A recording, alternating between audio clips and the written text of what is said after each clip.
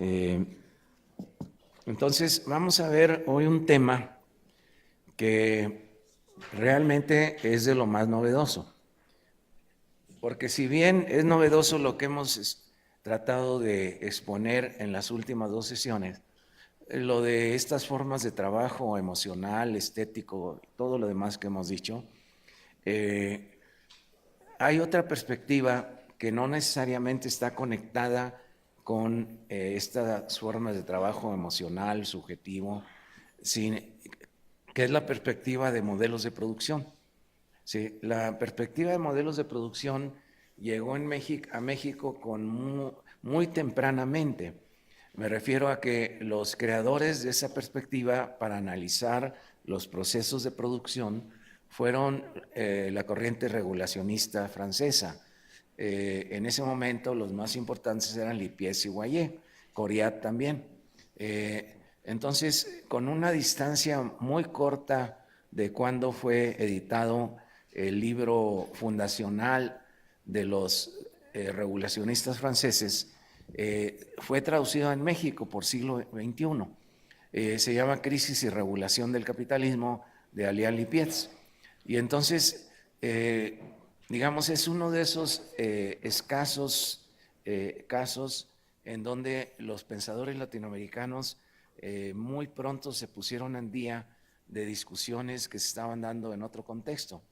Es decir, el regulacionismo llegó a México y América Latina con mucha fuerza, se volvió una corriente tal vez dominante en el estudio de los procesos productivos, dio origen a lo que hemos llamado los nuevos estudios laborales.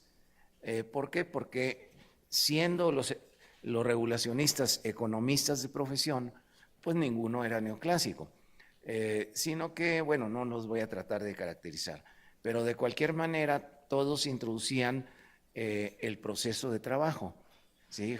Junto a otras variables económicas.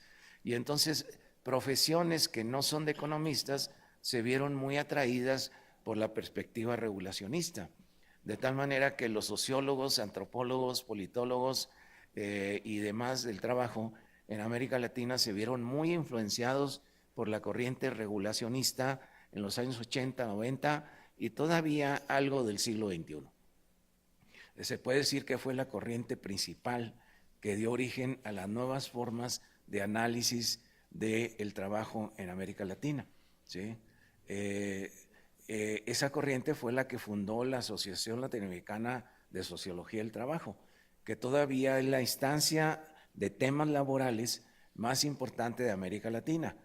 No digo que no haya otras organizaciones que lo traten, lo trata a las Sociología, Asociación Latinoamericana de Sociología, LASA de los norteamericanos, pero ahí va el trabajo junto a una infinidad de temas. En cambio, en el caso de ALAS sucede lo mismo que en el caso local de AMET, que son asociaciones especializadas en el trabajo que no existían desde hace demasiado tiempo, sino al calor de esta gran transformación de los estudios del trabajo, muy influenciadas por la corriente regulacionista. La influencia actual ya no es de ese nivel. Digamos, ahora llegan estas otras cuestiones acerca del trabajo emocional y demás, que no es lo mismo que los regulacionistas.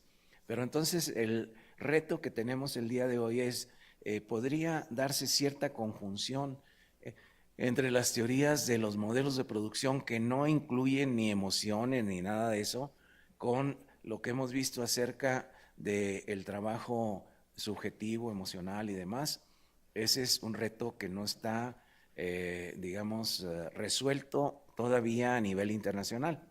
Entonces, tenemos que presentar algunos antecedentes. Eh, Entre estos antecedentes, de manera muy subjetiva, quiero decir, desde mi punto de vista, creo que hay varios puntos ascendentes en la sociología del trabajo, ¿sí? Que está muy vinculado con grandes transformaciones del capitalismo. Uno evidente es el nacimiento de la revolución industrial, de la primera revolución, el maquinismo que da origen a los trabajos de Marx y de muchos otros. El propio Max Weber algo tiene que ver en esto. También podríamos mencionar a su manera a Durkheim y demás. Pero entonces la revolución industrial trae un cambio sustancial en los estudios del trabajo, o inicia los estudios del trabajo en términos modernos. Es decir, en torno a qué aparecen estos estudios del trabajo en términos modernos. A la gran transformación que significa el maquinismo, y que Marx es el primer gran analista de esta transformación para el trabajo. Es decir, la transformación del obrero de oficio, de los artesanos o de las formas anteriores a las maquinistas en el capitalismo, que Marx le llamaba manufactureras, que no tiene que ver con lo que el INEGI llama manufacturas, sino son trabajos ya capitalistas, pero que se hacen con herramientas sencillas y en donde depende la calidad del producto mucho de la habilidad, de la experiencia del trabajador. Esa es la connotación de Marx de trabajo manufacturero, pero por lo pronto no nos interesa, sino que la gran transformación es la subordinación del obrero a la máquina, es decir, esa autonomía relativa que tenía el trabajador de oficio, pero ya como trabajador asalariado, pues lo pierde en buena medida con las máquinas que controlan sus movimientos, lo simplifican y lo descalifican, ¿sí? Entonces, esto es un impulso muy importante para los estudios del trabajo. La segunda gran transformación tiene que ver también con los procesos productivos, es decir, el advenimiento del taylorismo y del fordismo. El taylorismo y el fordismo no son tecnologías duras, es decir, no son máquinas de vapor o de hilar telas, sino son formas de organización del trabajo, pero con mucha implicación sobre las maneras de trabajar. Entonces, hay un planteamiento, ustedes lo conocen, de el mejor trabajador es el trabajador que hace tareas muy simplificadas, muy estandarizadas, muy rutinarias, en una división muy fuerte del trabajo y que en el Fordismo lo completa el señor Ford con la cadena de montaje, es decir, el trabajador no se tiene que mover, sino que la cadena pasa lo que se está transformando enfrente del trabajador y este va acoplando o elaborando algo sobre esos insumos o materias primas, ¿sí? Entonces es otra gran transformación y esa gran transformación también tiene un impacto sobre los estudios del trabajo muy importante.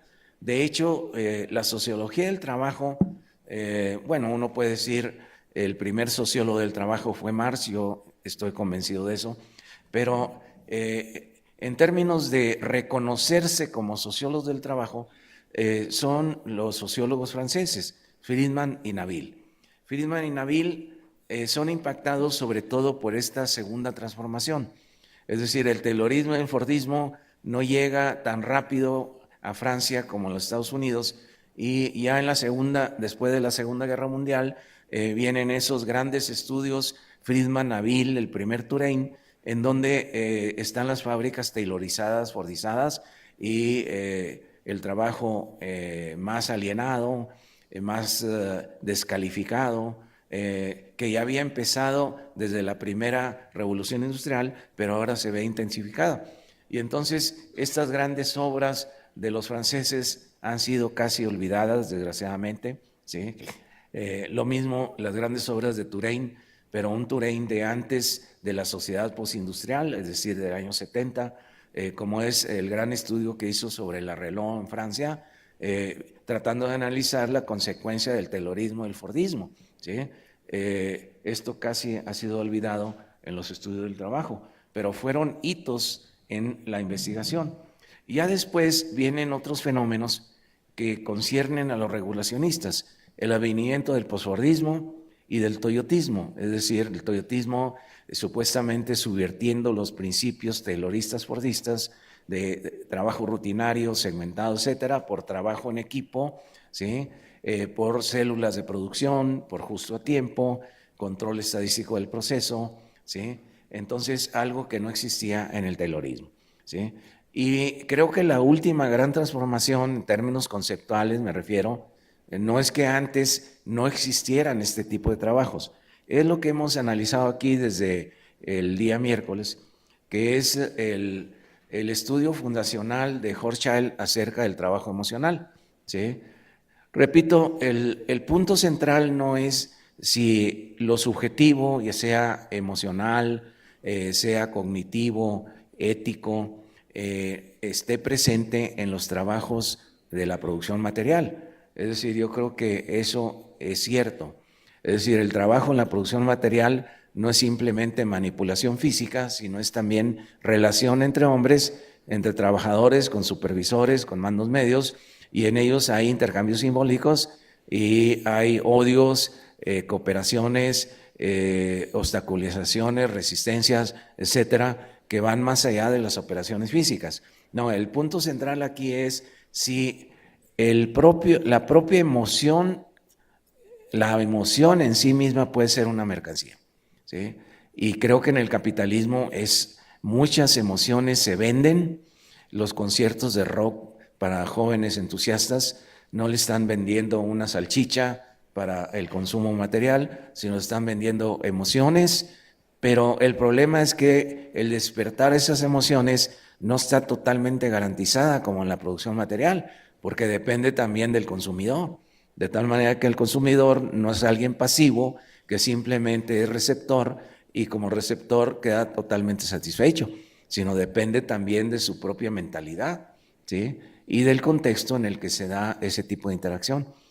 Pero lo mismo pasa con lo cognitivo, por ejemplo, en la educación convencional, ¿sí? Con lo ético, ¿sí? Con lo interactivo entre bebés y los que cuidan a los bebés en las guarderías. Es decir, esto que parecía que simplemente puede acompañar a la producción material, se vuelve cada vez más un tipo de producción capitalista que ocupa un espacio cada vez más grande en el Producto Interno Bruto. Los espectáculos mundiales de música pues son parte del Producto Interno Bruto, no son simplemente para el goce espontáneo, sino que ahí se compra, se vende, ¿sí? Lo mismo las películas y los otros espectáculos, pero lo mismo podríamos decir de los servicios de salud o servicios educativos de tipo privado. Es decir, la mayoría de las economías del mundo son economías de servicios. De eso ya hemos mostrado algunas cifras que se da en casi todo el mundo, no solamente en el mundo desarrollado, sino también en el subdesarrollado, ¿sí? Y entonces, esta es otra gran transformación. La inicia Hochschild en 1980 con un famoso libro donde analiza las emociones en la interacción de las sobrecargos de aviación con los clientes o con los pasajeros, ¿sí? Y cómo esto es parte de lo que se vende por la compañía de aviación. Es decir, la compañía de aviación vende transportación, pero también vende buen trato. Sí, claro, claro, por supuesto. Es decir, esperamos un poco. Esperamos. Okay. Nada más hay que hacerle así.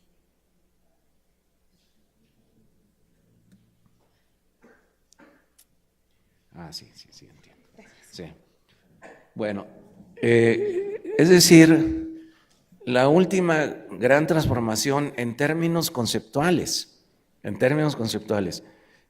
estoy diciendo que el trabajo emocional y demás no existiera antes, pues existía desde la primera revolución industrial, pero ¿quién le había puesto atención? ¿Sí? Es esta que acabo de mencionar y que parte más o menos del año 80 del siglo XX. Y sobre esto hay una gran cantidad de investigación empírica, de discusión teórica. Aquí solo hemos dado grandes brochazos de lo que significa en las polémicas que da origen. Si alguien está interesado en profundizar en la bibliografía original, yo en la UAM di 2 cursos no curriculares que duraron alrededor de 2 años y que la pueden ver en mi página, la que ustedes han anotado, donde están algunas de mis publicaciones, ¿sí? Y que uno de los cursos se llama Trabajo no clásico y en el otro se llama Modelos de producción y trabajo no clásico. Bueno, no es únicamente lo que hemos visto aquí y lo que vamos a ver ahora, sino es bibliografía de autores internacionales bastante abundante, ¿sí? Actualizada, que tratan estos temas y entonces pueden ustedes profundizar en esta bibliografía casi todas están en inglés, más bien todas están en inglés, ¿sí? ¿Sí? Es decir, el desarrollo de esto en español es mucho más limitado, ¿sí? Y entonces, hemos hablado del trabajo no clásico. No he querido decir que todo lo que corresponde a esta revolución conceptual que viene de lo emocional y demás sea aceptado por los diferentes autores como trabajo no clásico. No, este es un concepto que hemos acuñado, ¿sí?, que está en discusión y en donde le hemos atribuido los rasgos que yo ya mencioné, los voy a repetir antes de seguir adelante. Es decir, por un lado, el trabajo no clásico es la producción de símbolos como mercancía sin intervención del cliente. Es el caso del software. El software no es algo tangible, sino que el software es un conjunto de símbolos, ¿sí? No los puedo ver, digamos como códigos que me permiten resolver estos problemas. Lo que puedo ver es luego cómo lo utilizo en la pantalla, pero sí se puede acumular y el cliente no está normalmente presente en su producción. Y entonces esa es parte de lo que consideramos trabajo no clásico. Pero el más interesante es cuando el trabajo se realiza en interacción con el cliente, ¿sí? Por ejemplo, en los McDonald's hay una interacción con el que está cobrando y el cliente tiene que hacer algo del trabajo, es decir, llevar la charola, depositar los desperdicios en los contenedores. También mucho de la interacción que tenemos con los call centers, pues tenemos que hacer un esfuerzo, ¿sí?, para poder recibir el servicio que nosotros queremos. Y entonces esta es una de las grandes novedades, es decir, no la inventamos nosotros, aclaro, sino que dentro de esta corriente se habla del trabajo del cliente.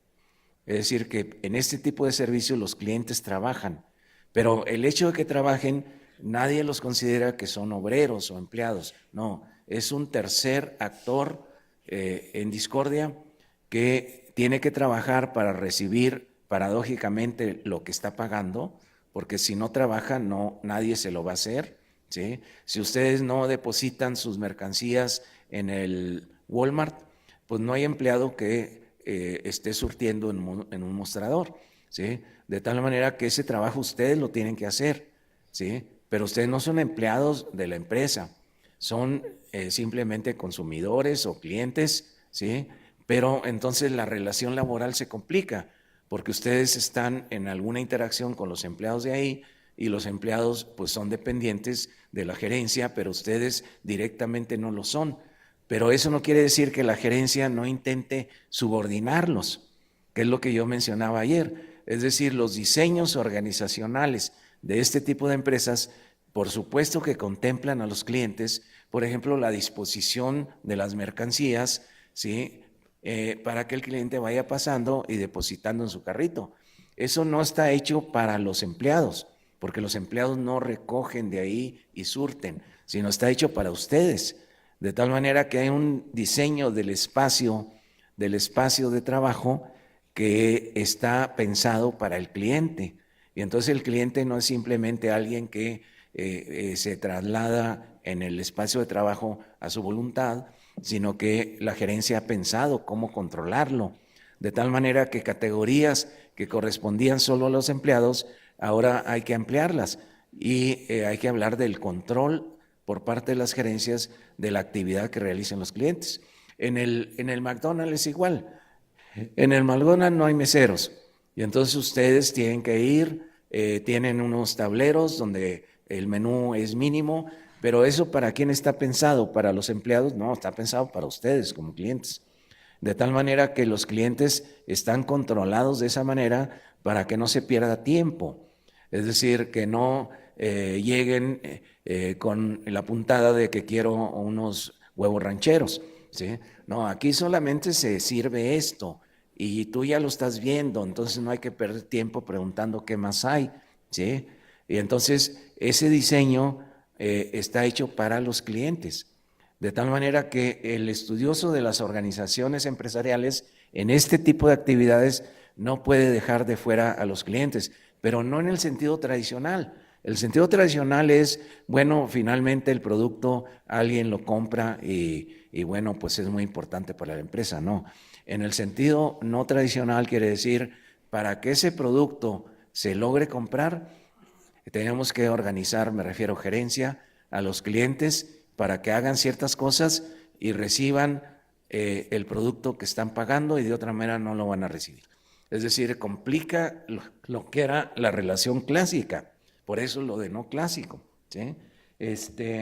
Entonces hay una interacción simbólica donde se crean símbolos entre quien los empleados y los clientes, no solamente entre los propios empleados o con los supervisores, como puede ser en una fábrica convencional, ¿sí? Y esa intervención del cliente en el trabajo. Antes de seguir adelante, como hemos tenido poco tiempo, el día de ayer me preguntaban qué tenía que ver esto con el trabajo atípico, ¿sí?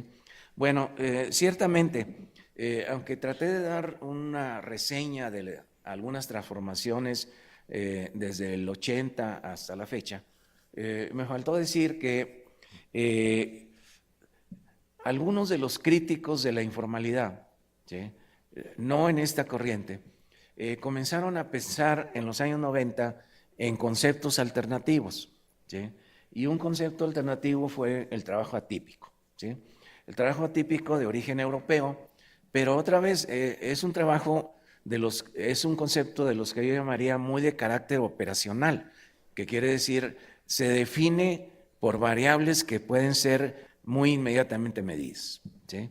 Es decir, esos son los conceptos de bajo nivel de abstracción que se usan también mucho en la ciencia, pero la ciencia no solo utiliza conceptos de bajo nivel de abstracción, sino que también utiliza conceptos más abstractos y luego vienen problemas importantes de operacionalización, ¿sí? Entonces, el concepto operacional es el que se define él mismo por los indicadores que sirven para medirlo, ¿sí?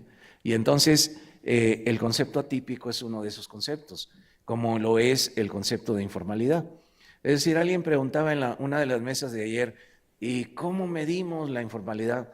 No, bueno, pues muchísima gente lo mide y el INEGI lo mide. Ustedes simplemente métanse a la página y ahí está trabajadores en el sector informal y por el otro lado trabajadores en el sector formal que no son formales y luego viene la suma, pues esas son las mediciones.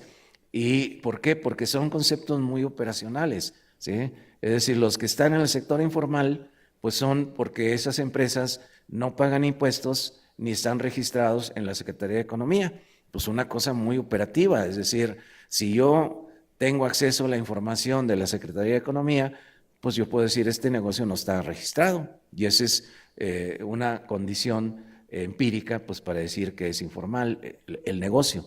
Y la otra es trabajadores que no reciben los beneficios de la ley laboral, pero no se han escogido todos los beneficios de la ley laboral, porque son muchísimos, sino específicamente dos: derecho a la salud por ser trabajadores. Bueno, pues trato de investigar, porque la información sí existe, si están registrados en el Seguro Social, ¿sí? Y entonces eso se llama un concepto operacional. Es decir, no quiero decir que sea fácil o que el Seguro Social suelte la información, pero existe, ¿sí? Y la otra es si tienen derecho a pensiones. Y ya. Entonces son conceptos de bajo nivel de abstracción, no digo que no sirvan, son muy importantes, pero que no permiten reflexiones de más vuelo, ¿sí?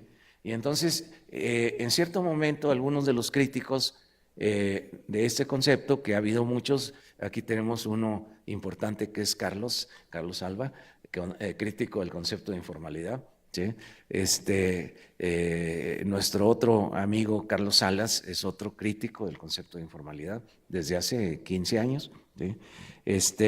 Entonces, comenzaron a acuñar en los años 90 otros conceptos como esto de trabajo atípico. Pero otra vez se trataba de un concepto operacional, es decir, trabajo atípico es aquel en donde el trabajador no recibe los beneficios de las leyes laborales, ¿sí? Y entonces pueden ser los dos que yo dije: pensiones, o bien derecho a la salud, o se le puede agregar jubilaciones y más, ¿sí? Pero teóricamente esa información puede existir, ¿sí? De tal manera que yo defino este es atípico o no es atípico. No, el trabajo no clásico no es lo mismo ni es una ampliación del trabajo atípico, porque en el trabajo no clásico el punto central no es la violación de derechos, sino es el carácter del trabajo, ¿sí? El carácter del trabajo, el trabajo subjetivo, en donde las emociones se pueden vender, en donde las interacciones con el cliente son importantes, y en esa medida, pues claro, el trabajo no clásico puede ser atípico a la vez o puede ser típico, ¿sí? Puede ser informal o puede ser formal. Entonces, no es un competidor del trabajo atípico. El trabajo atípico tiene otra intencionalidad.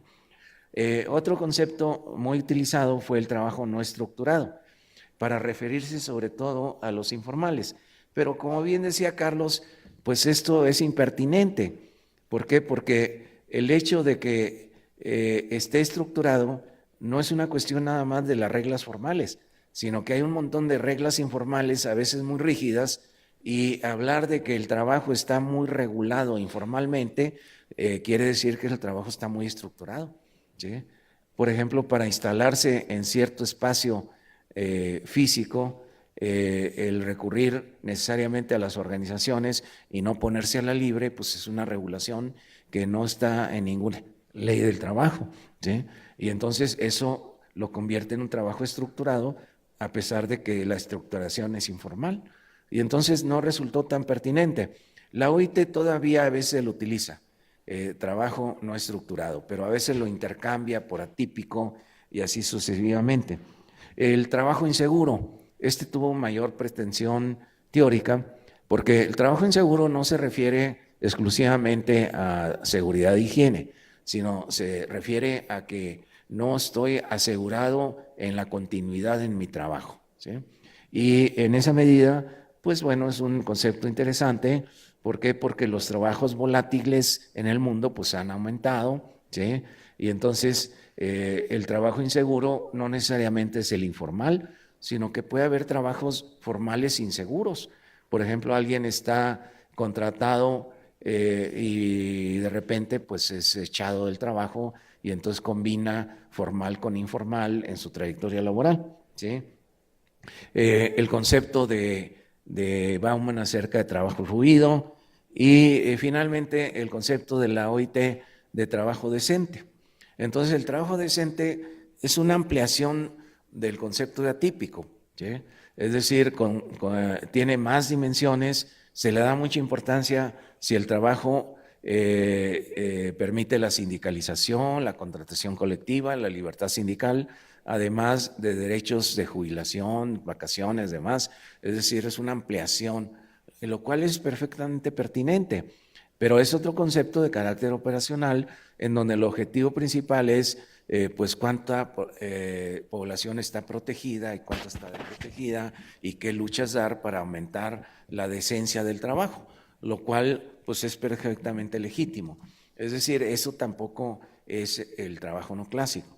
Es decir, ya decía yo, el trabajo no clásico puede estar combinado con el interés de violación de derechos laborales, perfectamente, pero el trabajo no clásico apunta sobre todo al carácter de trabajos que antes no eran plenamente reconocidos como tales, ¿sí? ¿Sí? Eh, y entonces,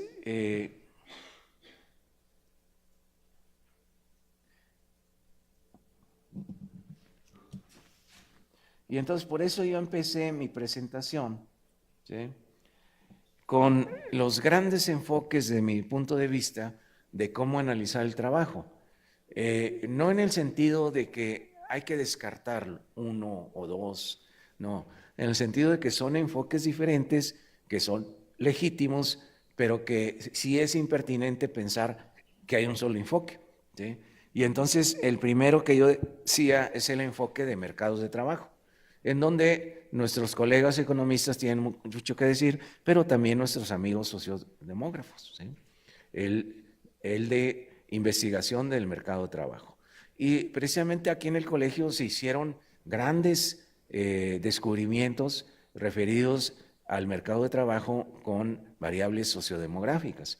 Es decir, al grado de que algunos, no sé si ustedes mismos se autorreconocen, me refiero a los del colegio, hablan de la escuela latinoamericana de sociodemografía del trabajo.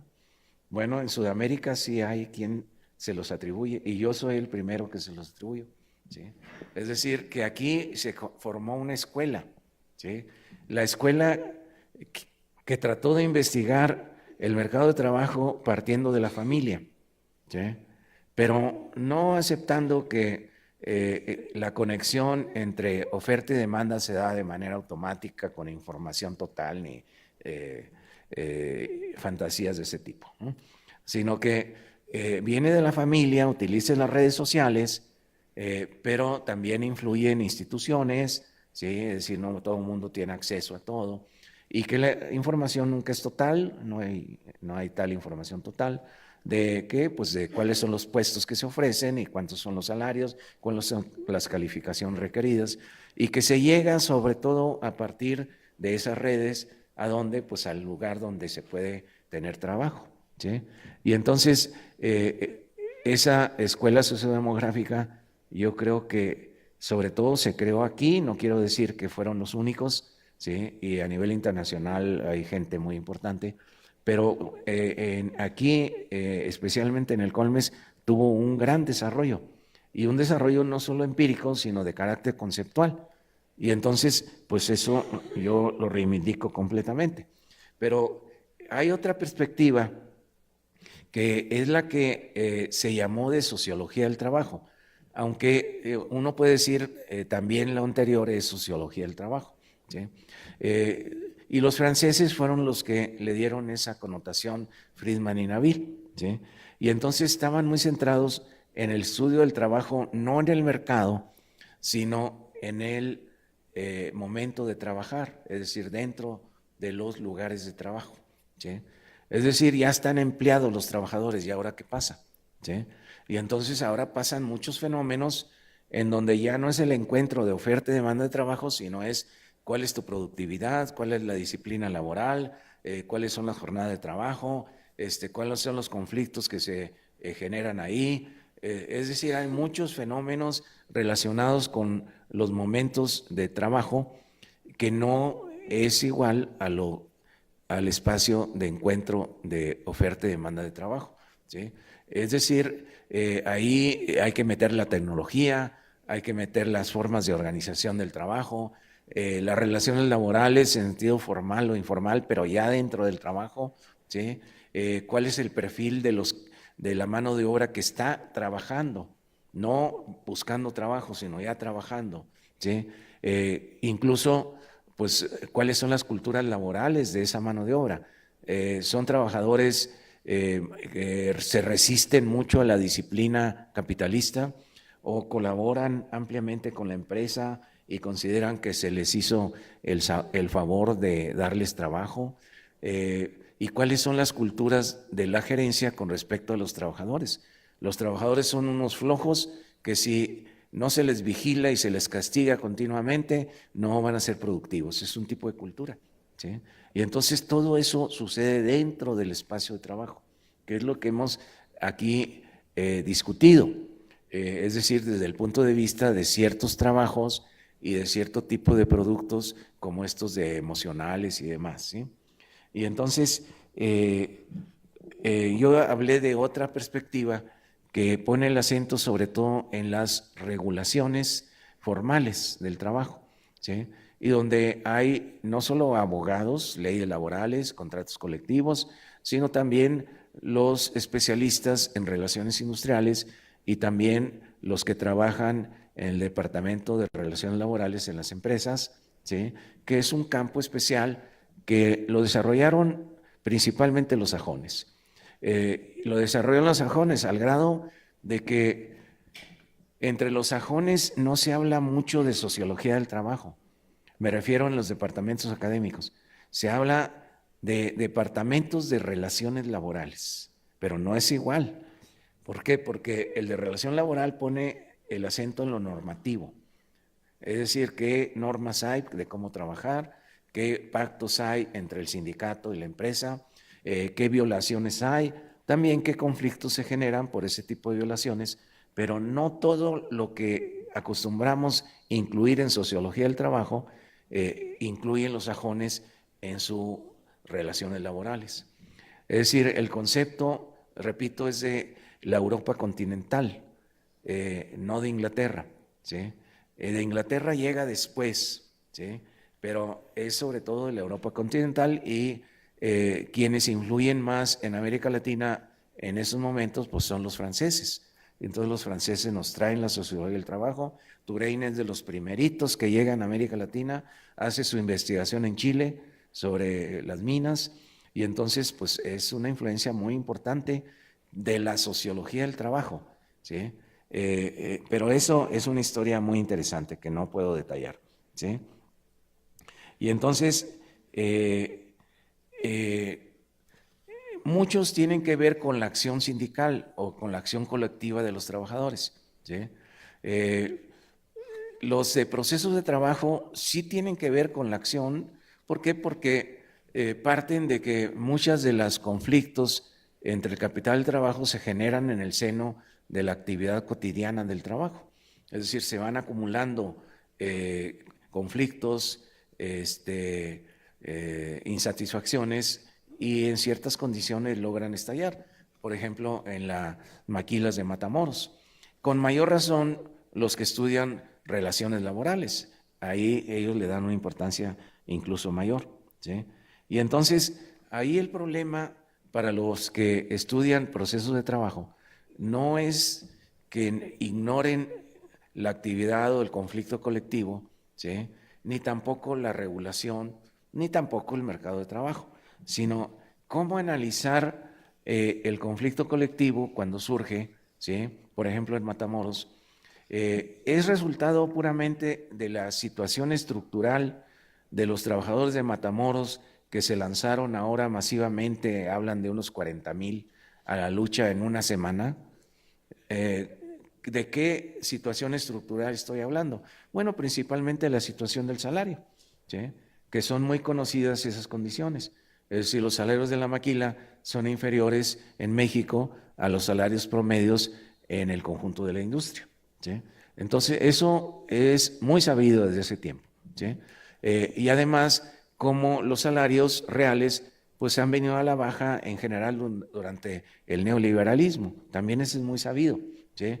Entonces, eso influye, por supuesto que influye, pero evidentemente no es lo único que influye, ¿sí? Influye que son jóvenes, puede ser que influya, ¿sí? Es decir, tal vez el de edad mayor tiene más responsabilidad familiar y no se arriesga tan fácilmente. Pero, ¿por qué no había surgido un movimiento así hace 10 años? ¿Eran mejores las condiciones? Pues no sustancialmente. Entonces, ahí, digamos, lo que está muy presente en estos estudios del trabajo que estoy mencionando es que la acción colectiva sí depende de condiciones estructurales, por ejemplo, económicas como el salario, sociodemográficas como edad, escolaridad y otras, sí, sí depende, pero como dice Edward Thompson, el gran historiador inglés, las presiones estructurales sobre los sujetos son precisamente eso, presiones, pero que para convertirse en acción tienen que pasar a través de una subjetividad, ¿sí? Y a través de ella los actores decidir si se lanzan o no se lanzan. De tal manera que las estructuras por ellas solas no hacen nada, sino incluimos otro nivel de la realidad de esos trabajadores que es la subjetividad, ¿sí? Y entonces, ¿qué pasó con la subjetividad de los maquiladores de Matamoros? De tal manera que, estando presionados por un salario bajo desde hace mucho tiempo, ¿sí? Decidieron que ahora llegó el momento de lanzarse. Es decir, ¿por qué ahora no temieron tanto como hace 2, 3 años? ¿Por qué? Porque los seres humanos no simplemente estamos presionados por ciertas situaciones estructurales como las que mencioné, sino tenemos capacidad de reflexión. Y en esa capacidad de reflexión, en esas condiciones podemos decir, ahora sí nos movemos, ahora no nos movemos, ahora nos movemos poco, nos movemos mucho y resulta que ahí se movieron mucho. Entonces, pues es algo que hay que investigar mucho más de lo más interesante. Y lo más importante ahí no va a ser si ganaban poco, eso ya se sabe, ¿sí? Bueno, puede uno matizar, precisar. No, lo más importante es qué pasó en la conciencia de esa gente, ¿sí? Que son trabajadores comunes, que de repente pararon en un paro loco. Un paro loco quiere decir sin haber alguna demanda ante la Junta de Conciliación, que ya después la hubo. Es decir, cerraron la entrada de las fábricas, pero de manera masiva, 40,000. Entonces, ¿qué estaba pasando aquí? Era la cuarta transformación en su imaginario, era el efecto demostración de que los salarios mínimos aumentaron 100% allá, pero ¿por qué ellos pidieron 20 y no 100%? Entonces algo pasó en sus concepciones, ¿sí?, que no había estado pasando antes, que les dio confianza para lanzarse. De tal manera que si no tomamos en cuenta esa parte, y esa parte es analizable, eso es lo importante, no es simplemente una caja negra tipo hábitos de Bourdieu, ¿no? Es analizable a través de la ciencia. Y entonces tenemos que considerar los factores estructurales, edad, escolaridad, salarios, origen de ellos, si vienen de migrantes o no, todo eso son aspectos estructurales, pero también otros niveles de esa realidad que no son directamente los de los trabajadores y que influyeron en ellos en su cambio de concepciones y en su decisión a la lucha, ¿sí? Y entonces, ese es el reto fundamental, no sé si se entiende. No es simplemente dar cuenta que las emociones de un concierto se pueden vender y comprar. A mí a estas alturas me parece evidente, ¿sí? No, sino que, y además que cómo intervienen en ello los clientes, ¿sí? Es decir, los clientes, en el caso de una acción colectiva, pero de este tipo de trabajo no clásico, pues qué pitos tocan, ¿sí? Si están imbricados con el proceso productivo, ¿sí? Y no son ni asalariados ni patrones, ¿sí? Y entonces ahí es donde viene el reto de combinar con otra perspectiva de análisis de los procesos de producción, que son los modelos de producción de origen revolucionista. Entonces lo voy a dar de manera sumamente sintética. Es decir, los revolucionistas llegaron después de muchos años a conclusiones acerca de qué entender por modelos de producción, pero no estaba presente desde el inicio es finales de los años 70. Es decir, el texto sintetizador de todo eso fue del año 2000, imagínense. Se pasaron 20 años reflexionando para madurar los conceptos. Y entonces ese está traducido en Buenos Aires y se llama Modelos de Producción. Y los autores son Boyer y Freycinet. Ahí Freycinet no es economista, sino sociólogo bastante famoso que le dio algo más de riqueza a la conceptualización. Y entonces, ¿qué entienden ellos por modelo de producción? Dicen, es una combinatoria entre política productiva, ¿sí? Es decir, cómo la empresa piensa ganar en el mercado, produciendo autos pequeños, autos de lujo, autos que corran mucho, autos que gasten poca gasolina. Es decir, hay diferentes políticas de negocios, ¿sí? ¿Sí? Y con diferentes calidades, ¿sí? Estrategia de negocios. También dice la otra dimensión es la organización productiva. Las organizaciones productivas se venían estudiando desde el siglo XIX y entonces las había tayloristas, fordistas, toyotistas, etcétera, ¿sí? Y luego, ¿cuál es la relación salarial? Es un término muy de los regulacionistas que se parece a relación laboral, ¿sí? Se parece a relación laboral, con sindicatos bloqueando que se sindicalicen, pagándoles bien, pagándoles mal, empleando sobre todo mano de obra de bajo costo, es decir, ahí puede haber diferentes políticas, ¿sí? Sin embargo, esta conceptualización desde nuestro punto de vista resulta pues muy incompleta, ¿sí? y no queda muy claro si se trata de una conceptualización tipo ideal a la Weber, ¿sí? O si se trata de una heurística, es decir, una simple guía para completar, ampliar, eliminar según la situación concreta, ¿sí?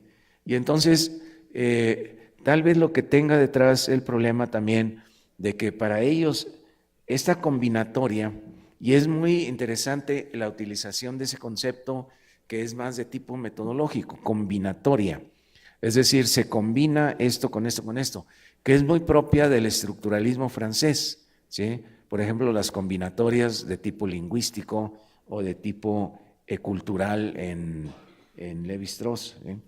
Entonces, eso tiene una tradición pues muy fuerte, que no está en su mejor momento, por supuesto, en el estructuralismo francés, y que lo tiende a conseguir como un modelo.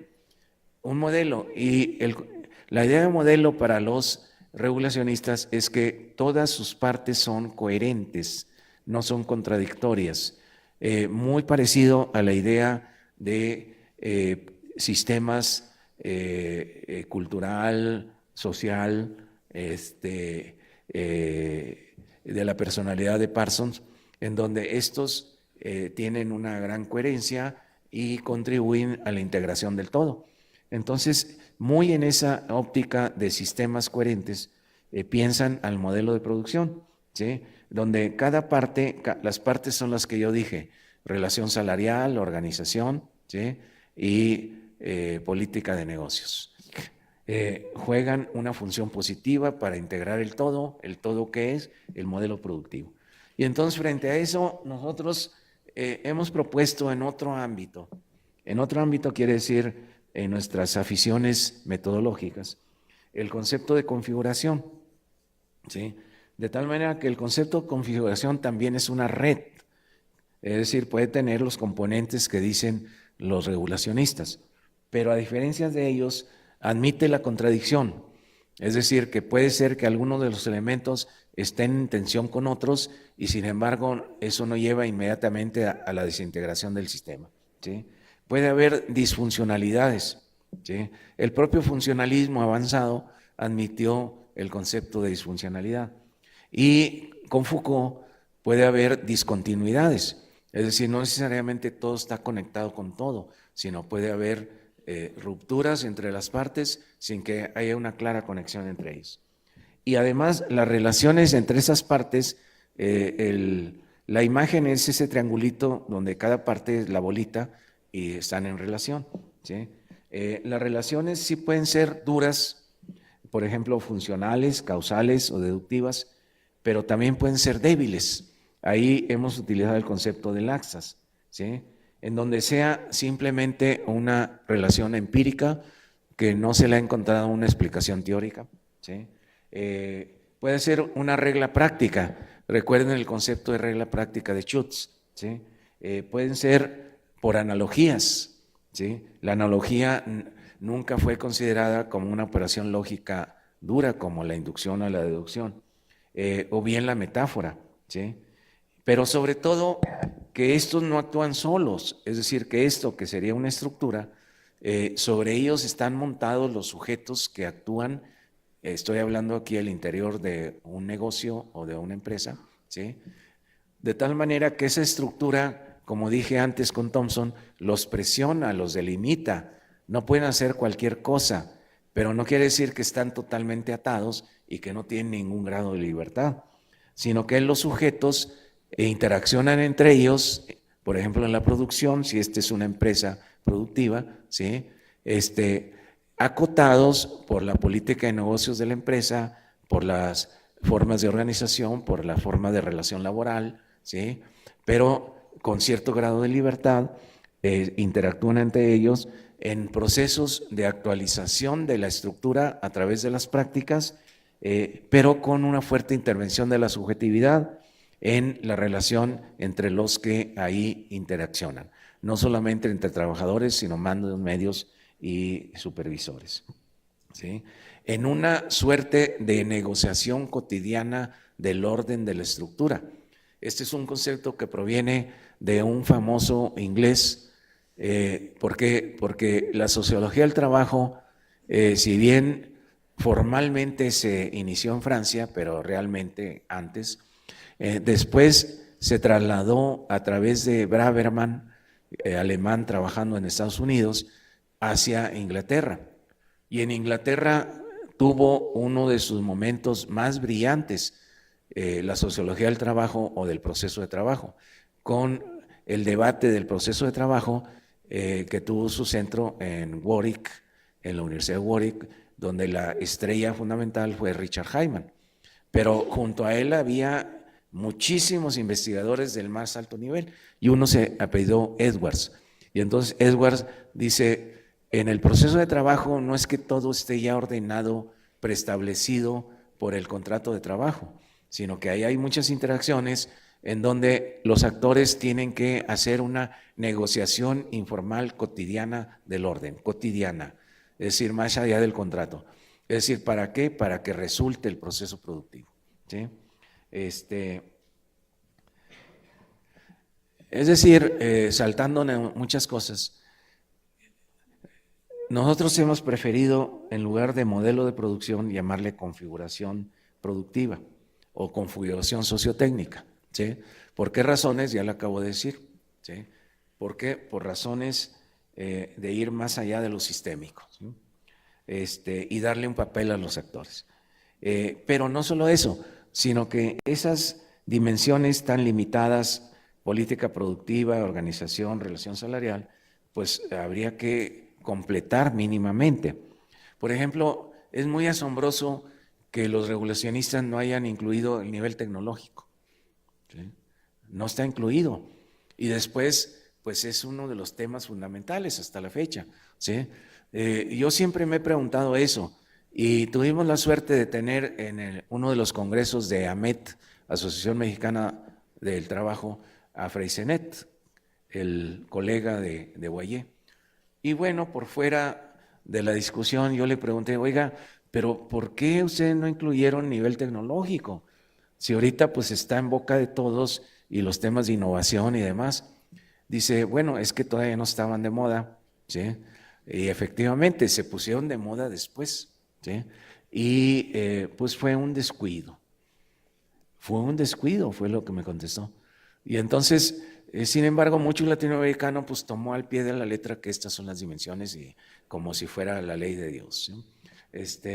Y entonces, pues hay que incluir el nivel tecnológico, ¿sí? La organización del trabajo, las relaciones laborales, el perfil de la mano de obra ya trabajando, ¿sí? Edad, escolaridad, estado civil, la trayectoria laboral, la experiencia, etcétera.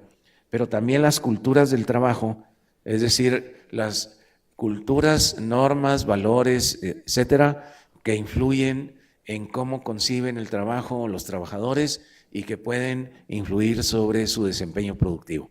Pero lo mismo de las gerencias, ¿sí? Donde estos son estructuras y esas estructuras, otra vez Thompson más completo, dice, presionan a los actores, los limitan, es decir, no pueden ir fácilmente más allá de ciertos límites, los canalizan como si fuera en un gran río, ¿sí? A esos actores que interactúan en la empresa, managers, mandos medios, trabajadores, pero finalmente el resultado de la producción depende de esas estructuras y depende también de las interacciones y comportamientos de los que están ahí involucrados, ¿sí? Y en esos comportamientos, como ya dije, no son simplemente resultados de las estructuras los presionan, los acondicionan, ¿sí? No las estoy negando, pero tienen que pasar a través de su subjetividad, pues para que ellos le den un sentido, ¿sí? Este es un ejemplo de una configuración sociotécnica de una maquila real, ¿sí? No se los quiero explicar con detalle, pero aquí lo que quise decir es, bueno, vimos qué organización había de tipo taylorista, tenían tecnología de punta, es decir, algo que para algunos no debería de juntarse, organización taylorista con tecnología de punta. Pues ahí estaba, ¿sí? De tal manera que más que trabajar con modelos prehechos Yo preferiría hablar de una heurística para descubrir y que a veces uno descubre que algunas dimensiones que teóricamente o según ciertas teorías no deberían de estar juntas, pues sin embargo se presentan. ¿Eso implica contradicciones? Sí, implica contradicciones. Pero la contradicción, ¿por qué temerle a la contradicción? La contradicción está pues en el conjunto de las relaciones sociales, ¿sí? Y entonces, ¿cuáles son algunos de los supuestos con más detalle? Que los sujetos tienen capacidad de agencia, es decir, que sí presentan presiones de las estructuras, pero tienen cierta capacidad de reflexión, no total, ¿sí? Que están presionados pero no determinados por las estructuras y que por lo tanto sus comportamientos individuales o colectivos pues influyen las estructuras, pero también influyen esas capacidades de reflexionar, ¿sí? Y en esas capacidades de reflexionar, ¿qué interviene? Eso vamos a ver, ¿sí? Entre ellos también accionan e interaccionan, pero también guiados por esa subjetividad dentro de límites estructurales, en donde la subjetividad no es solo conocimiento, ¿sí? Conocimiento, por ejemplo, extraído de la ciencia, es verdadero esto, por lo tanto actúa así, sino también son valores, emociones, sentidos estéticos y algo que no habíamos mencionado.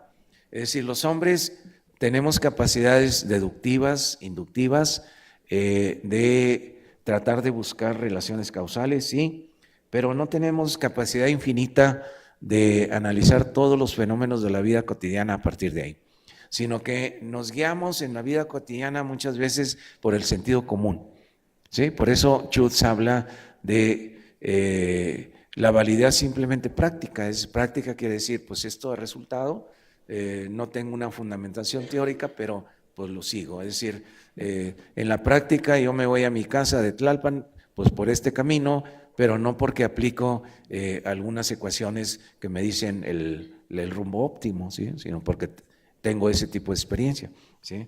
Y entonces esto es un campo realmente muy emocionante, porque no es lo mismo que lo que hemos hablado de emociones, estética, cogniciones y demás, que son las formas de razonamiento cotidiano, formas de razonamiento cotidiano.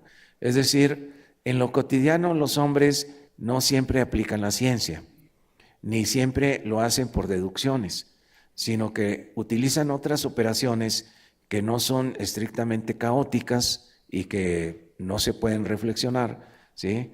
Y entonces da origen a todo un campo muy grande, no necesariamente unificado, donde participa la psicología social, por ejemplo, de Moscovici, participa la etnometodología, Garfinkel, el interaccionismo simbólico, la fenomenología de Schutz, también Sicurel. Es decir, hay un conglomerado muy grande de autores que hablan a su manera de las formas de razonamiento cotidiano. Es decir, ¿cómo razono cotidianamente? ¿Siempre lo hago de acuerdo a la ley científica tal? No, eso no existe, ¿sí? Pero lo hago al azar, es decir, no tiene ningún orden, tampoco es cierto. Y entonces ellos exploran otras categorías que la ciencia no ha tomado en cuenta, ¿sí?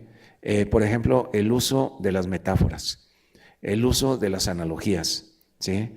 El uso del principio etcétera, eso viene de Schutz, ¿sí? El uso de la regla simplemente práctica, y la lista puede ser muy grande. Simplemente le señalo a Agnes Heller. Cuando Agnes Heller habla de la lógica de la vida cotidiana, lástima que ya no se le lea, dice, hay categorías que se aplican en la vida cotidiana que no son las de la ciencia. Por ejemplo, la hipergeneralización. Es decir, la hipergeneralización no está basada en la estadística, ni está basado en que estadísticamente se ha demostrado esto, sino es un punto de vista subjetivo en donde en la vida cotidiana me sirve para guiarme, porque no puedo tener la estadística de eso para todo, ¿sí? Es imposible. Y entonces cuando alguien dice, es que los miembros o los habitantes de tal país, por ejemplo, se dice que los alemanes son gente ruda, algo brusca, ¿sí? y la gente se la cree y actúa en consecuencia. Esa es una hipergeneralización. No quiere decir que es falso o verdadero, seguramente es falso. No, lo que importa es si guía tu comportamiento, ¿sí? Si guía tu comportamiento. Y entonces en las acciones sociales no todas están guiadas por lo falso o verdadero, sino también porque la gente cree, ¿sí? La hipergeneralización, dice Agnes Heller, es una de las categorías de la vida cotidiana donde tendemos a hipergeneralizar sin prueba estadística y para guiarnos en ese mundo tan complejo que es el mundo de lo cotidiano. Bueno, ahí podríamos decir muchísimo. En otra ocasión tal vez, ¿no? Lo cierto que el concepto modelo de producción hace tiempo lo transformamos en esa configuración sociotécnica, en donde las tres dimensiones pues tratamos de ampliarla, ¿sí? A lo que dijimos hace un rato. Es decir, transformar la organización productiva por formas de organización del trabajo. Por el otro lado, hablar de las relaciones laborales en sentido más clásico y no solo la relación salarial, ¿sí? También el perfil de la mano de obra en el sentido sociodemográfico y laboral, ¿sí? Y las culturas laborales y gerenciales. Y entonces eso lo hemos aplicado en muchas investigaciones y creo que ha sido muy fructífero. Pero el problema que tienen las teorías de modelo de producción o bien lo que hemos manejado de configuraciones laborales o sociotécnicas es cuando llegan estas nuevas concepciones en donde se introduce lo que hemos llamado lo no clásico, lo emocional y todo eso. Y entonces ahí viene otra revolución, ¿sí? ¿Por qué? Porque si bien los regulacionistas al principio pensaron el capitalismo va hacia un nuevo modelo de producción único y le llamaron postfordismo, ¿sí? Y que tenía muchos de los componentes a la japonesa, a medida que fue incrementándose la investigación empírica, pues fueron llegando a la conclusión de que había muchas formas, no nada más la que habían pensado originalmente. Y por eso, en el camino quiere decir de los años, durante los años 90. Esto proviene de los propios regulacionistas, donde dijeron, bueno, sí hay posfordismo, pero también hay formas neo-tayloristas, y hay neofordistas, y hay calmarianismo. Kalmar es una ciudad de Suecia, ¿sí? En donde pues a los suecos se les ocurrió pues una cosa realmente estrafalaria, es decir, que un grupo de 10 trabajadores podría armar completamente el automóvil. Y sí consiguieron 10 pues de lo más calificado, pero acuérdense que el automóvil tiene miles de piezas. Entonces, pues está en chino tratar de pensar que la producción de cadena de antes, donde cada quien ponía un pedacito, pues ahora van a ser 10 trabajadores que van a armar todo el automóvil. Y entonces sí lo lograron, pero los trabajadores no aguantaron ni pudieron conseguir otros equivalentes y tuvieron que cerrar la planta. Entonces el calmarianismo tuvo una vida muy efímera. Y el toyotismo, sí. Pero luego iniciaron una gran investigación mundial. Mundial quiere decir, abarcaron prácticamente todas las empresas automotrices del mundo, terminales, lo cual pues es excepcional en la investigación de estas cosas. Es decir, nadie abarca todas las empresas textiles del mundo, pues no está inacible, ¿no? Me refiero no a través de estadística que pueda existir por ahí, que es insuficiente, las variables que logran captar, sino de investigación de campo, ¿sí? Y ellos sí lo hicieron, pero no lo hicieron individualmente, sino por su gran prestigio reclutaron decenas de investigadores de primer nivel, desde China hasta México, pasando por Estados Unidos, Francia, lo que se les antoje. Y entonces acumularon una cantidad de información de por dónde iba en los 90 la industria automotriz, que lo plasmaron en este libro que se llama Modelos de Producción. y en realidad son modelos de producción en la industria automotriz.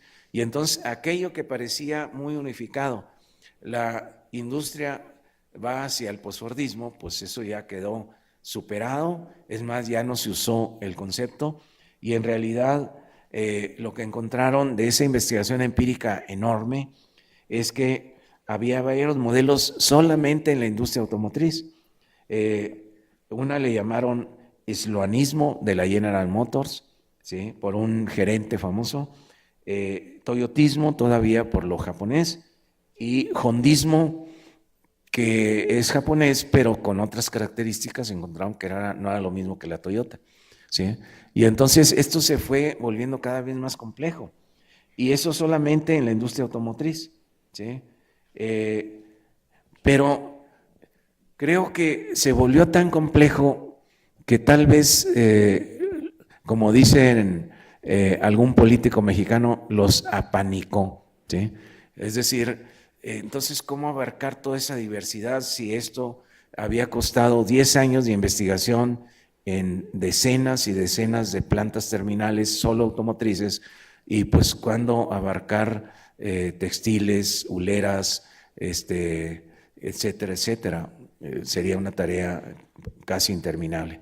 Y entonces, desde principios del siglo XXI, los regulacionistas prácticamente ya no se dedicaron a modelos de producción. Pero entonces viene el relevo de los sajones. Estoy hablando antes de los franceses. Y entonces los sajones, tratando de conectar con estas actividades de los servicios, inician un periodo sajón de los modelos de producción dirigidas a los servicios. Y entonces ahorita hay una multiplicidad de estudios de lo más interesante acerca de modelos de producción en los servicios, que no se reduce a lo que dijimos ayer y antier sobre el trabajo no clásico, sino que incluye tecnología, organización, etcétera, todo lo que yo dije. Y entonces se han acuñado nuevos conceptos, son muy recientes, ¿sí? No hay teorías unificadas, ¿sí? Y en donde se habla de McDonaldización por los McDonald's, ¿sí? Y entonces, por ejemplo, el famoso Ritzer tiene varios libros sobre McDonaldización, ¿sí? Disneylización, es decir, los centros de espectáculos Disney, que son de trabajo no clásico y de venta de símbolos, ¿sí? ¿Cuáles son los modelos de producción? ¿En qué consiste como modelo de producción de símbolos? ¿Sí?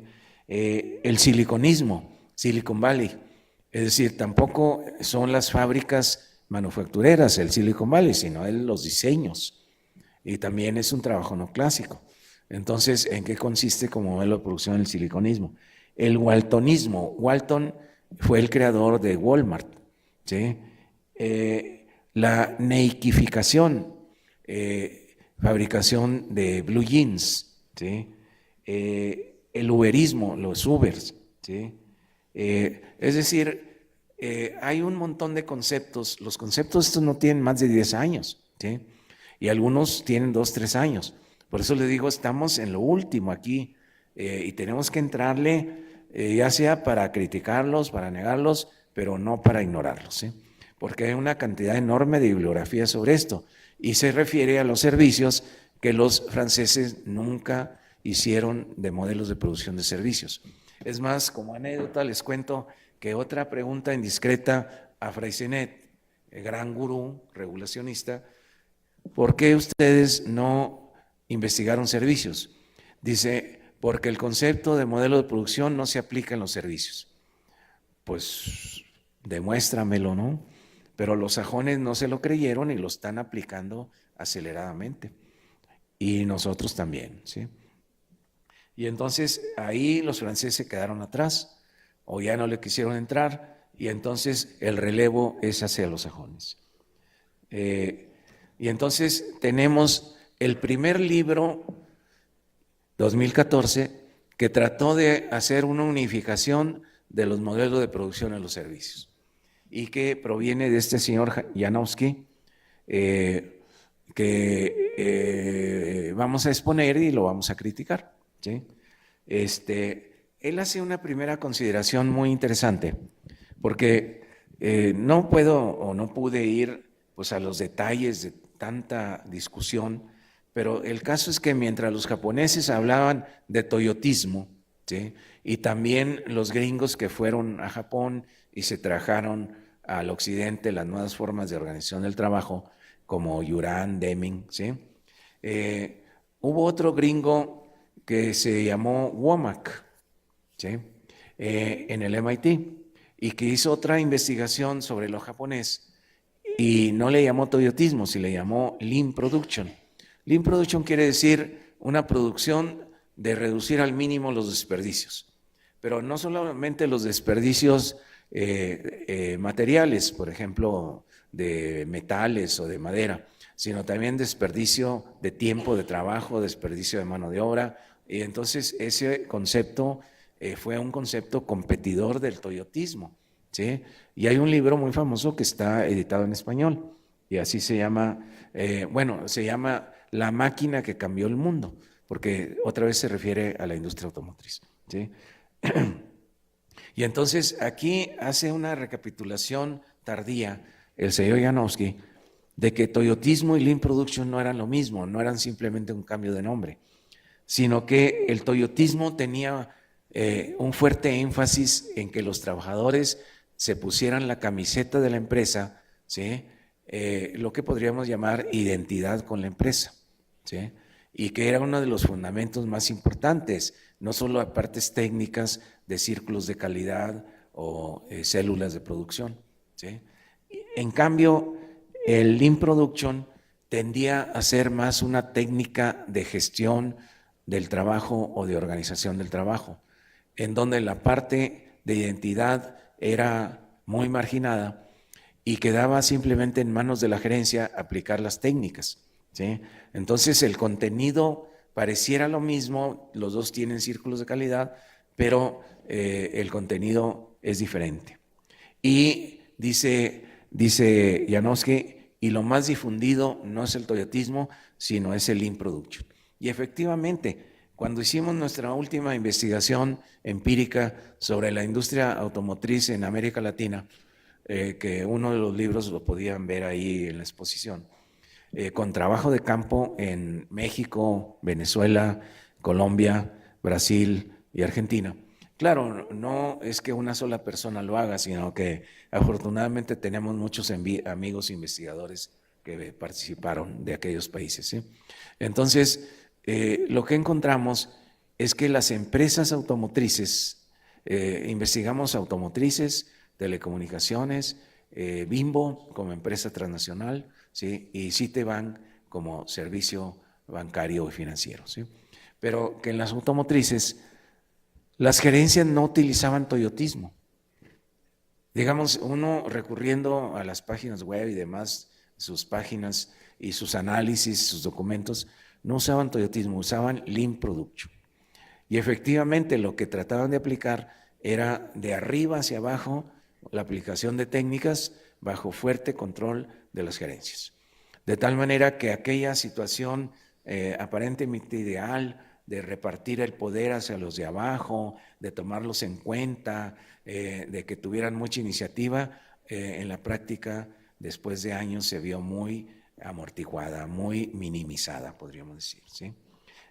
Por eso tiene razón Janowski, lo difundido es el segundo, ¿sí? Eh, pero el error de Janowski es pensar que el Lean Production es lo que caracteriza los modelos de producción de los servicios y punto. Dice él, los servicios modernos se caracterizan por la aplicación de Lean Production, es decir, círculos de calidad, trabajo en equipo, control estadístico del proceso, justo a tiempo, ¿sí? Y lo adjudica a la McDonaldización, niqueificación, waltonismo, es decir, una combinación de flexibilidad, justo a tiempo, teams o grupos de trabajo con outsourcing, ¿sí? Entonces, realmente lo único que hace es llevar a los servicios por lo que ya se había dicho de la industria, ¿sí? Lo cual, desde el punto de vista del trabajo no clásico, es insatisfactorio.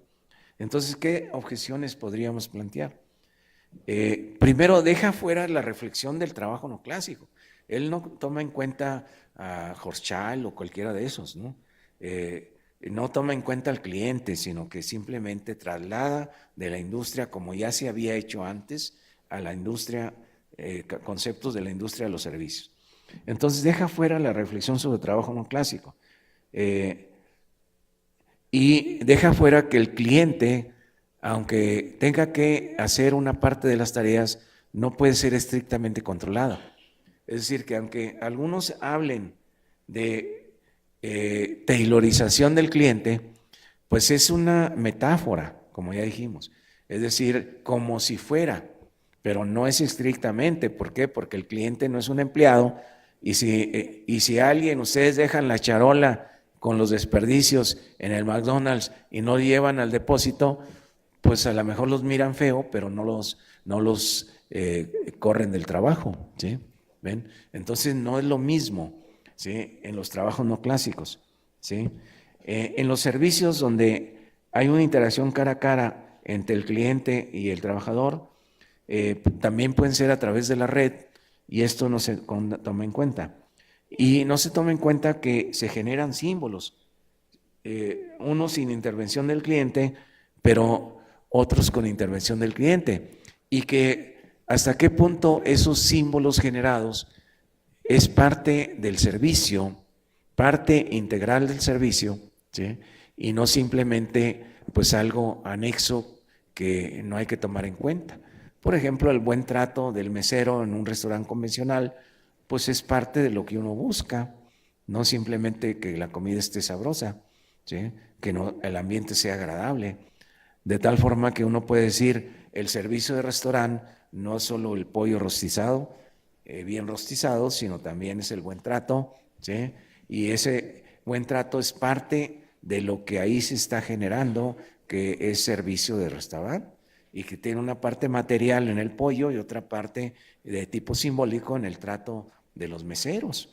¿Ven? Eso es lo que añade lo del trabajo no clásico, que hay actividades donde si ustedes dejan de fuera lo simbólico, están incompletas, porque no son exactamente iguales a las actividades industriales, ¿sí? Y la otra, pues que no interviene en esto de si las relaciones ahí en esos modelos de producción son sistémicas o no son sistémicas, ¿sí? Entonces, hay una gran cantidad de bibliografía, ¿sí?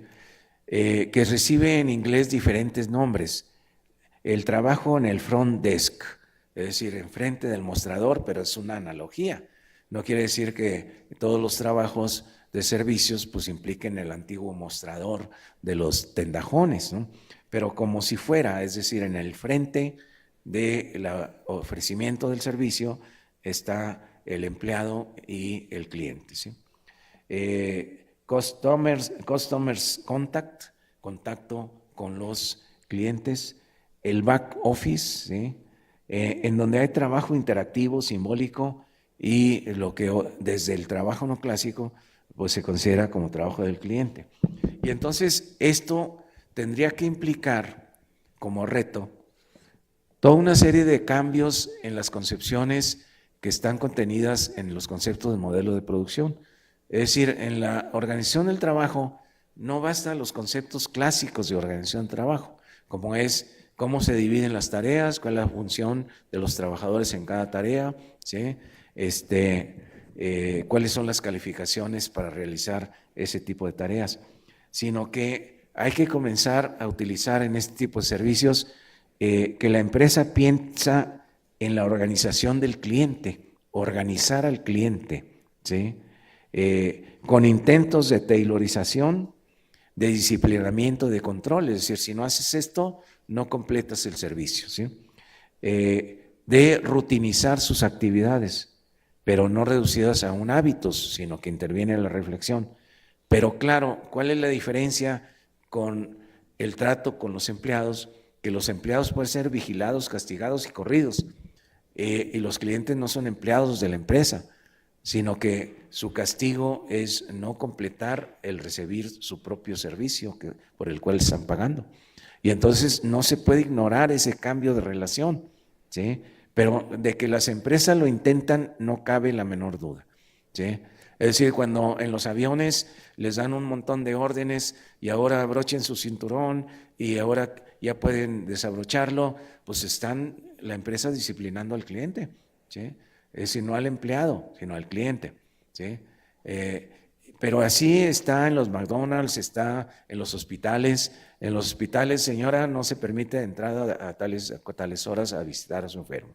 Entonces hay un disciplinamiento de los clientes, ¿sí? Pero ese disciplinamiento no es azaroso, sino es diseñado, pensado, ¿sí? ¿Es seguro? No, no es seguro. ¿Por qué? Porque va a depender del comportamiento de alguien que no es mi empleado y que puede tener discrepancias en el momento de actuar, ¿sí? Y por eso los supermercados con cierta frecuencia cambian el ordenamiento de la estantería, ¿se fijan ustedes? Porque han pensado que ahora lo mejor es poner primero las latas y luego otro tipo, las sopas, no sé qué, y a veces nos desconciertan porque nos cambiaron el orden de los estantes, pero no fue un simple gusto antojadizo, sino que alguien se sentó a pensar cuál es la mejor disposición para que el proceso de compra, donde el cliente es muy importante que vaya llevando su carrito, se haga lo más rápido posible, ¿sí? Entonces, este es un tema muy importante. Es decir, ya no se puede hablar simplemente de la organización del trabajo del empleado, claro que hay organización del trabajo del empleado, sino cómo está estableciéndose una especie de organización informal del cliente, ¿sí? ¿Para qué? Pues para que se haga la producción o la venta de lo que ahí se está generando, ¿sí? Y entonces, en términos de relación laboral también, porque en la relación laboral juega un papel central el control sobre el empleado, ¿sí? Es decir, no basta, decíamos, con pagarle tanto para asegurar tal productividad. El empleado tiene que ser vigilado, controlado, ¿sí? Y eventualmente castigado, ¿sí? Las reglas de cómo trabajar están hechas también para eso, ¿sí? Pero entonces cuando interviene el cliente se puede decir que también trata a la empresa de controlarlo, ¿sí? El control del cliente, ¿sí? Pero también resulta que por ser un tercero, a veces el cliente ejerce fenómenos de control sobre el empleado directamente. Entonces esto no se presenta en la producción clásica. ¿Cómo? Pues por ejemplo, simplemente en la caja registradora del Walmart, pues si la empleada está tardando mucho, pues alguien puede empezar a protestar, apúrese, si no la voy a denunciar. Es decir, eso son formas de presión y de control, ¿sí? ¿Ven? Entonces, pero ejercidos por el cliente, no solo ejercidos por la empresa. En términos de culturas laborales y gerenciales, por supuesto que las empresas como grandes corporaciones buscan la identidad del cliente con lo que ahí se genera en esa empresa. Ellos, los gerentes, usan el término fidelización del cliente. Es decir, que no se nos vaya a otro supermercado, que sea fiel al Walmart, ¿sí? Y entonces ejercen toda una serie de acciones para lograr la identidad con el negocio, ¿sí? Incluso en los anuncios de propaganda, no nada más miren aquí hay buenos precios o buenas calidades, sino yo soy Walmart, yo soy Comercial Mexicana, ¿sí? Yo voy a la Comer, ¿sí? Es decir, hay que identificar, lograr que el cliente se identifique, ¿sí? Algo que en la sociología del trabajo pues se atribuía solamente a los empleados, ¿sí?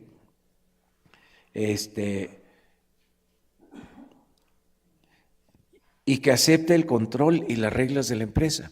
Es decir, que no proteste porque se le dice, si quieres recibir a lo que viniste, tienes que hacer todo esto, ¿sí?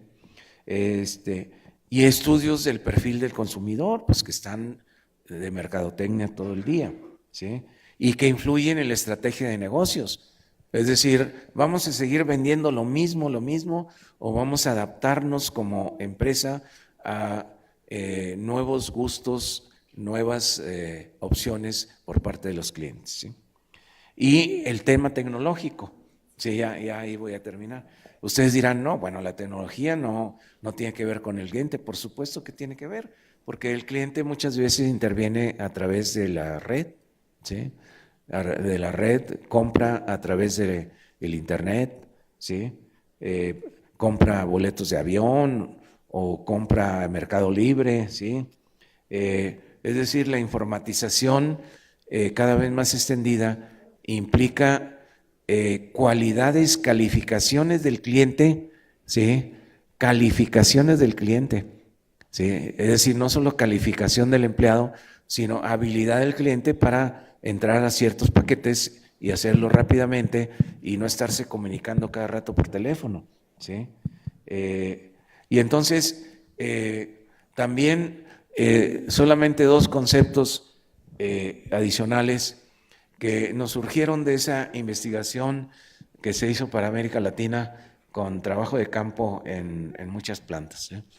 Es decir, en contra de la idea común de que si una empresa tiene altas tecnologías, solo tiene empleados de muy altas calificaciones, ¿sí? Por supuesto que tiene empleados de altas calificaciones, pero tiene tal vez la mayoría de los empleados en calificaciones bajas. Por ejemplo, el sistema bancario pues puede tener lo más avanzado en términos de informática, pero en países donde los cajeros siguen siendo importantes, y mucho ojo, se predijo que los cajeros iban a desaparecer, ¿sí? Iban a desaparecer pues a través de entrar desde tu casa en las transferencias y demás, pero no sucedió en los Estados Unidos. ¿Por qué? Porque aparecieron otras actividades que realizan lo equivalente a los cajeros en las sucursales, de tal manera que el empleo en el sistema bancario no ha caído, ¿sí? Entonces, bueno, ese es como un complemento. Pero, digamos, el trabajo del cajero común no es un trabajo muy calificado. Son operaciones estándar en cierto número delimitado, y a eso se le ha llamado sistemo-taylorismo, es decir, se puede trabajar con sistema informático que más allá de la terminal sea de la más alta sofisticación y de manera muy poco calificada. Sistemo-taylorismo, ¿sí? Y lo mismo el concepto de automataylorismo. Se puede trabajar con robots, ya les decía yo el ejemplo de la planta digamos alemana en Puebla, en donde el trabajador que está controlando los robots hace operaciones de lo más simples, ¿sí? ¿Por qué? Porque su tarea no es componer robots, esa es otra calificación para otro tipo de gente muy diferente, ¿sí? Su tarea es, si el robot falla, porque los robots también fallan, apretarte el botón y detener la línea de producción, ¿sí? Si es muy sencillo, tratar de ver cómo se arregla, pero si es más complicado, llamar al técnico. Y ahí sí hay otras calificaciones, ¿sí? Entonces se da esa paradoja, trabajadores en la base poco calificados, usando tecnologías de punta, pero sin tener el conocimiento cabal de cómo funcionan las tecnologías de puntas, sino de manera rutinaria, ¿sí? Entonces, pues se dan de cuenta el que hace un uso del Word, yo sería tal vez uno de los ejemplos, en las formas más simples de máquina de escribir, pues yo no conozco lo interno del Word y el paquete, ¿sí? Ni le puedo hacer, por supuesto, cambios, y sin embargo, pues puedo escribir muy bien, ¿sí? Y también les puse el ejemplo de los autos, que cada vez son tecnológicamente más complejos y que nosotros lo podemos manejar sin saber absolutamente nada del motor, del sistema eléctrico, de que tiene una computadora integrada. No es necesario que sepamos.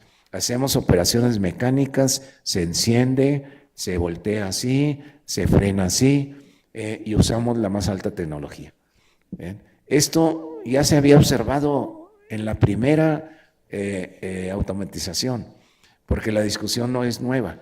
Es decir, que se puede utilizar alta tecnología y no tener alta calificación.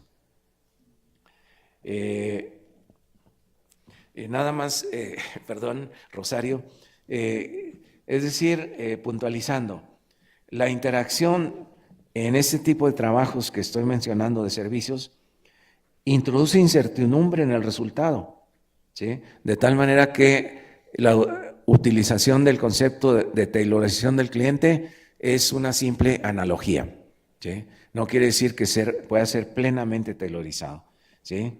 Es decir, las empresas tratan de disciplinarlo, de controlarlo cada vez más, pero puede haber muchas discrepancias en la práctica, ¿sí? Es decir, no desaparece la baja calificación, ¿sí? Ni tampoco el bajo salario, o sea, los cajeros de los bancos no ganan mucho, ¿sí? Ni su inseguridad de mantener el empleo, pero se combina con fábrica de sonrisas, a veces con equipos de trabajo, pero no necesariamente. Y entonces, algunos de los retos es cómo conseguir un enganche entre las teorizaciones de las configuraciones productivas y circulatorias en servicios con el trabajo no clásico. Creo que una guía es la inclusión del cliente con la incertidumbre que implica y que las empresas sí hacen diseños organizacionales que incluyen al cliente y la configuración es como plataformas, no simplemente como estructuras que determinan, ¿sí? Y entonces ahí tienen algunas obras que pueden ser consultadas. Muchas gracias.